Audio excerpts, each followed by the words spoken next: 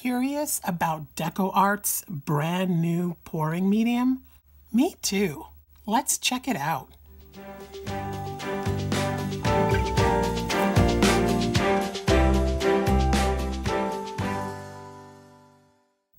Hi, it's Miriam with a Y from Miriam's Nature.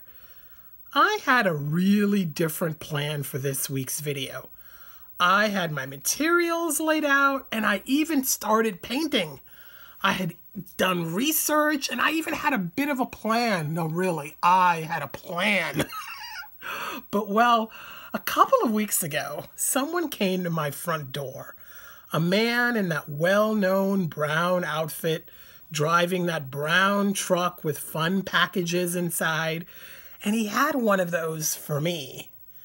Now, you may have heard that DecoArt, the company that makes a huge variety of paints and art-related accessories, they've developed a new pouring medium and a self-leveling top coat varnish lacquer-like finish for our poured paintings. And well, in the box that the man in the brown outfit brought me was that new pouring top coat and shiny new pouring medium. Now, this past week was pretty busy, but I couldn't stand waiting any longer because, I mean, come on, it's a new pouring medium. I had to stop what I was doing and just finally break down and try it. Now, I must tell you that DecoArt sent me both the top coat and the pouring medium to try. So they are sponsoring this video. However, the opinion that I share will be my opinion and mine alone. You amazing viewers are my creative family, so I will always tell you the truth. Okay, that being said, let's check this out. I've pulled out some happy colors: wild green, squash blossom, my favorite tropical blue, daffodil yellow, purple passion, and wild watermelon. If I decide to do a negative space color, I'll use white.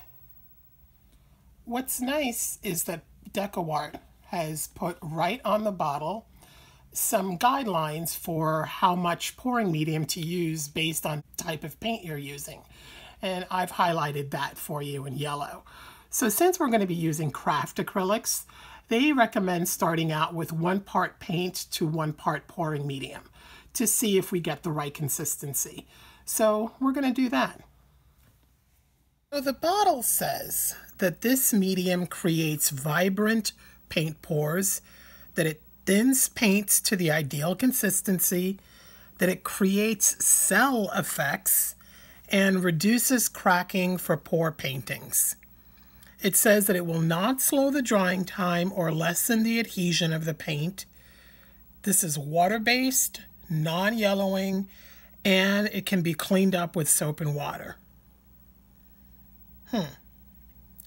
Well, I'm going to do a couple of really basic, nothing fancy pours. A flip cup and a regular good old dirty pour, nothing else. Since the bottle says that it promotes cells, I'm not going to put silicone or dimethicone in one of the paintings at least and see what we get. It may behave differently based on the type of paint we use, so today we'll be seeing what it does with basic craft paint. So far, I'm a happy camper. It mixed really easily. The consistency is nice. There's not much odor. It smells kind of like house paint. So let's pour this and see what happens. We may or may not add anything like silicone to the second painting. That'll be based on how the first one goes. So let's do this.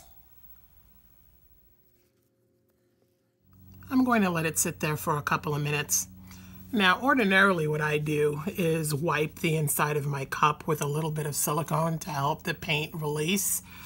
But since I didn't want to introduce any silicone into this test, I didn't do that. So the paint's gonna have a harder time releasing from the cup entirely. So I'm gonna let it sit there for a couple of minutes. Okay, it's been about 2.5, 3 minutes.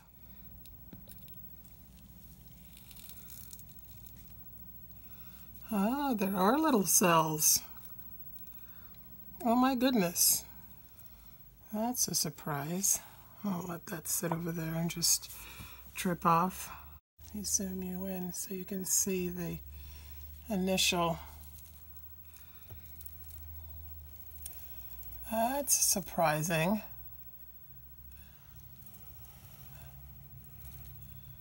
Wow. Very pretty. Guess we'll tilt it in a minute. I'm gonna see what develops. I'm not gonna torch this or anything. I'm just going to let it do its thing all by itself.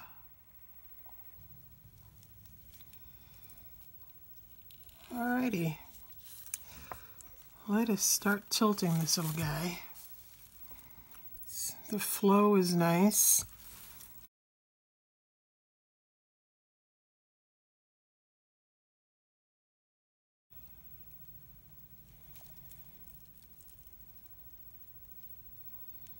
Yeah, you know, this is hard for me. I'm not one to spill paint, but in the interest of testing this, I'm willing.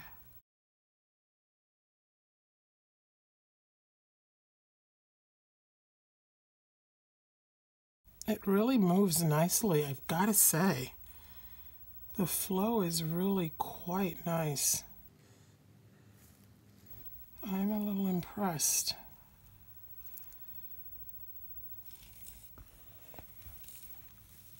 I'm going to pick up some of that.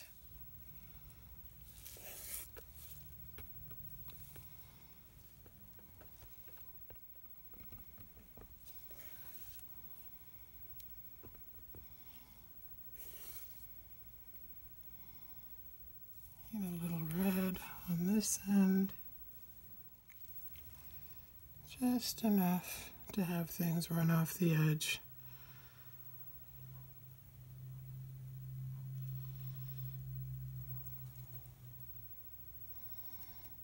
And I want to move things back that way because I love what's going on there.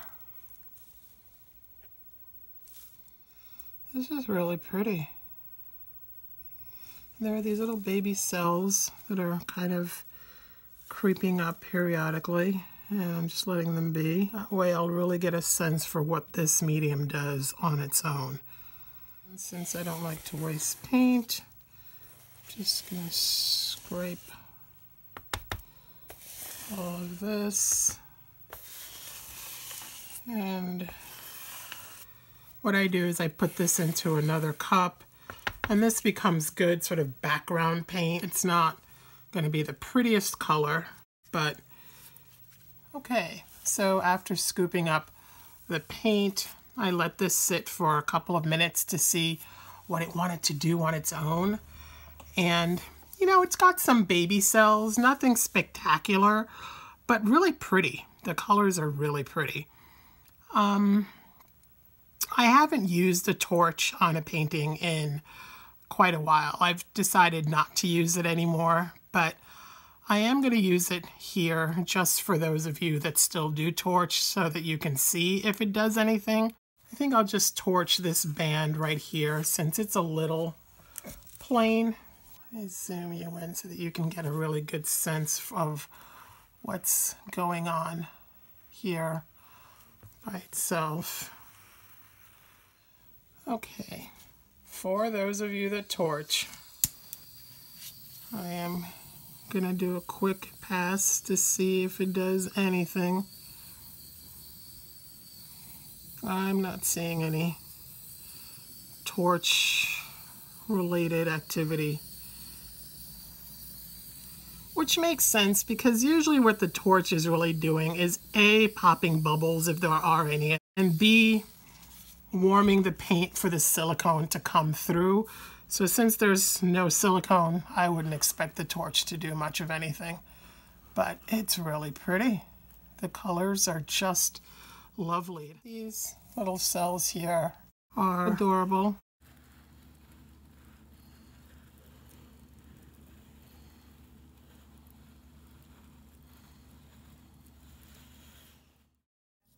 All right, I'm going to put this aside and we're going to move on to the second test, in which I am going to add a little bit of dimethicone to maybe half the colors. Okay, so I've cleaned up a little bit, and now I'm going to use this as my dimethicone, my favorite. That's the coconut milk serum.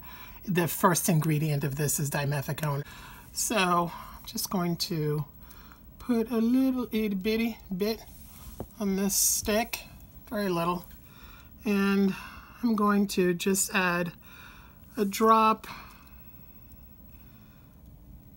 into a couple of the colors. I'm up to 2 drops in here since I have a lot of blue. Do 2 drops in here. And I think I'm not gonna put in anything else. I just wanna see how little this stuff needs to get it going. And then I'm going to stir this in just that much. Just that much.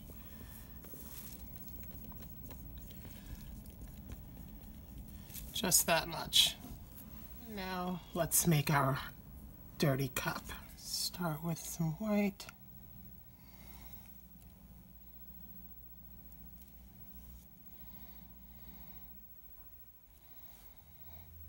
I suspect I have enough now, so I'm going to stop, and if I need a little bit more, I'll pour in extra colors around. So, like I said, I'm just going to do a regular pour, nothing special, and I'm just going to go back and forth.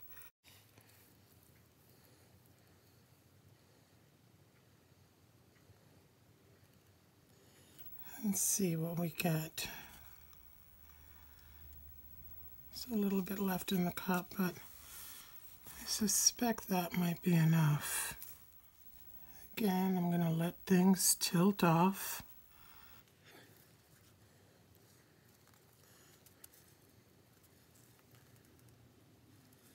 The paint moves very nicely, I have to say that.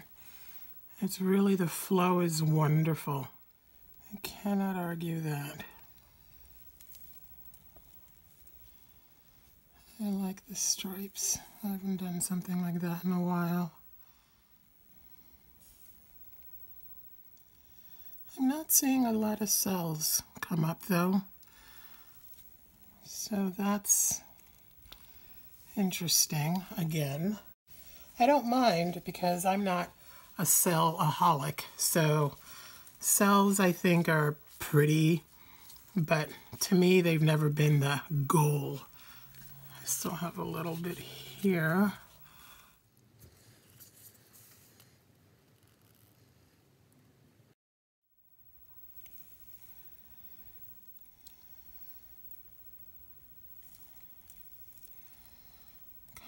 Want to let this red run off. It's a little too loud of a red.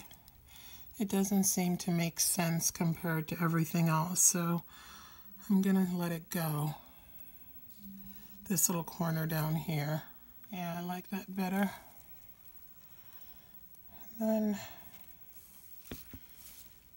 here, I think what I added, I kind of want to say goodbye to a little bit too.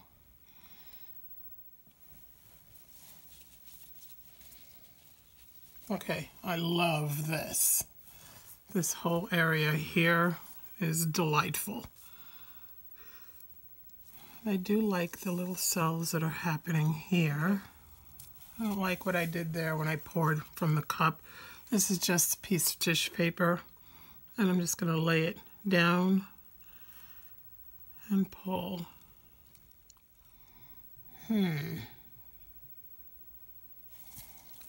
Let's see what's going on in here. I'm going to try again because I'm a masochist that way.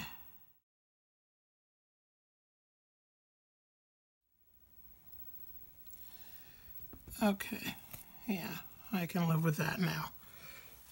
Well, Should I torch? What do you think?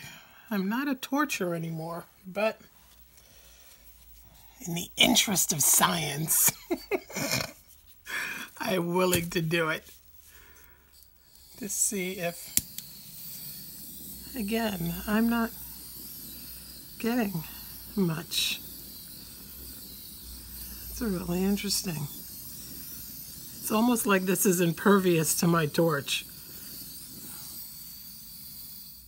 It may need more dimethicone or more silicone. It's really, really pretty, but it's not full of cells, which for me is fine. But for those of you that might be looking for cells, this is not enough probably for you guys. I love this little patch right here. I like that little purple that bursts through the yellow. I'm not going to mess with this. I like it. I'm going to leave this alone. But now I feel like I need to do a third test. So I'm going to do a third one with more dimethicone and see where that takes us. And here it is turned around before I take it away and reset for one more pour, because I'm having fun playing with this stuff and I'm loving this color palette. All right, we are reset.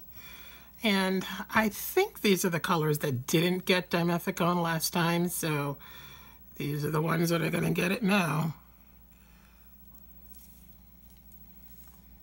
And I always squeeze it onto the stick because the pump can squeeze out more than I want sometimes. So this way I have better control. Okay, let's see if that does it. Stir, stir, stir.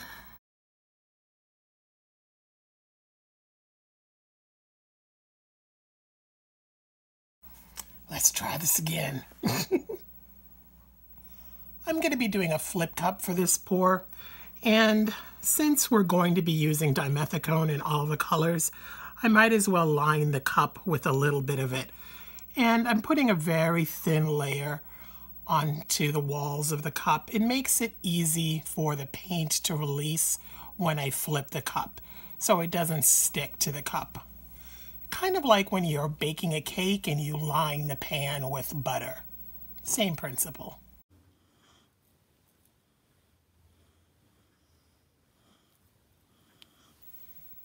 Okay, the cup's been flipped for a couple of minutes.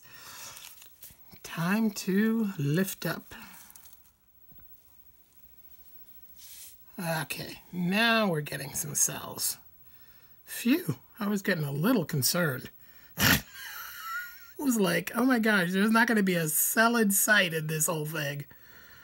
Ooh, quite a lot of red here. And what I'm going to do, so that this doesn't fold in on itself, is I'm going to pour some white, what little white I have left.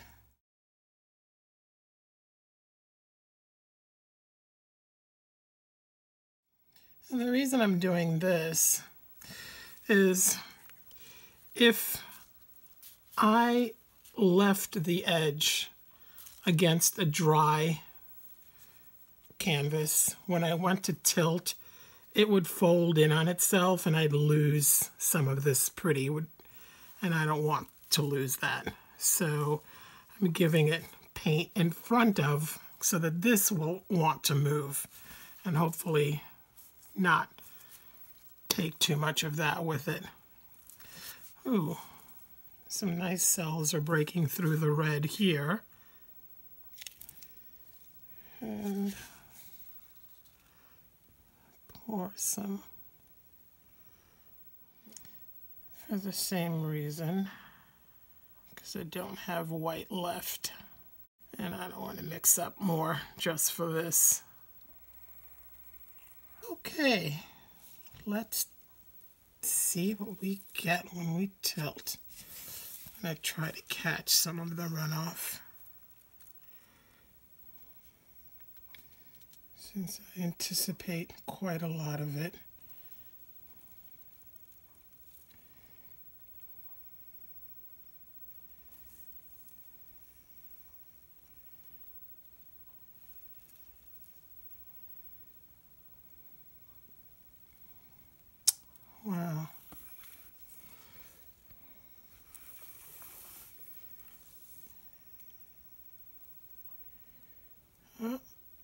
There's still not enough paint in front to keep it from folding.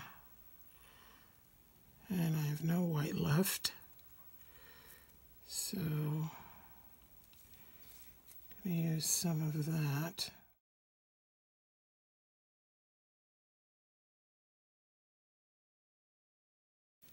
This is something else. The movement, I gotta tell you, this stuff moves beautifully. Like, wow. That is amazing. There's so much going on. Too much orange here. Let's try the runoff.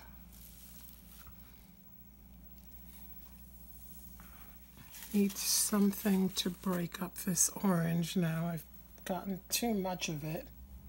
I'm going to pull some of this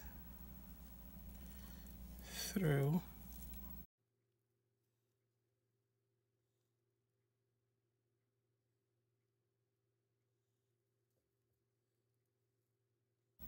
Just going to swipe down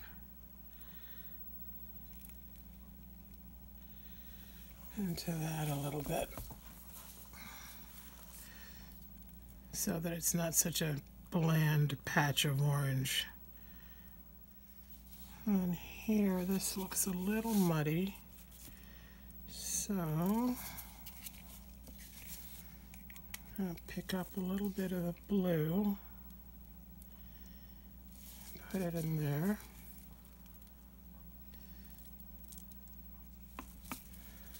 A little green. From hardly any cells to like Cellapalooza. I guess it really wanted to make up. I'm gonna stop there. I'm not gonna do anything else to this. I'm gonna let that dry just the way it is. Wow. Wow, wow, wow. Just gonna pick up a little bit here just to fix my edges that are a little white. But other than that, I think this is all this needs. There is nothing for me to do. It's killer. I'm just hoping it dries just like this, because that's the thing. We know that this medium makes the paint flow nicely. I now need to see how this dries. There's still quite a lot of paint on the surface, but I don't want to tilt any more off, so I'm trusting this medium to keep this from cracking or crazing, because it's kind of awesome and I don't want to lose any of this. Okay, the first important part of the test is done. Now, equally important is seeing how these dry. Keep watching for close-ups and full shots of the dried pieces. Take a second now to subscribe for more videos and hit that thumbs up to let me know to continue testing products for you. Overall, I have to say I really like this medium. It was easy to mix into the paint. It performed really well. There's not a crack or craze in sight in the paintings. I would buy this. My next tests will be checking out their top coat and also using the new medium with a higher grade of paint from DecoArt. I'm really hoping I like working with lots of their paints, because I have really wanted to find a paint that is more universally found, so that those of you in the rest of North America, Europe, Australia, etc., can hopefully find the same paints being used in these videos. Michael, my YouTube partner in crime, is in Germany, and he says he has easy access to DecoArt stuff, so that's super encouraging. There are links for these materials in the video description box below the video. Stores carrying DecoArt will have the medium pretty soon, but it's already available online from various vendors. If it's anything like the paint, I suspect the prices will be better in the stores. Let me know what you all think in the comments below. If you haven't already liked my new Facebook page, make sure to do that so that you'll get even more tips and hear about coming giveaways. Now, please continue using my Amazon links whenever possible. It really helps make these videos possible. My goal is to make videos more often, and your help in doing that would be amazing. Thank you for watching and for sharing this video wherever you can. Remember to like and subscribe. Go let your creative nature shine now. See you next time. Bye now.